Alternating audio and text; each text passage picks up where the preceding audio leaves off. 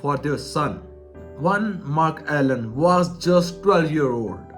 His parents made the heart-wrenching decide to sell their family home just to fund his snooker career and travel expenses for tournaments.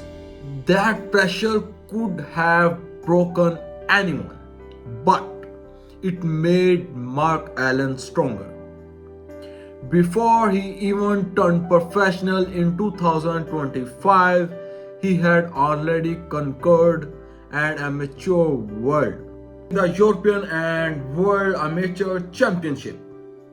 Once he joined the Pro Tour, his left-handed genius and aggressive style earned his famous nickname the Pistol.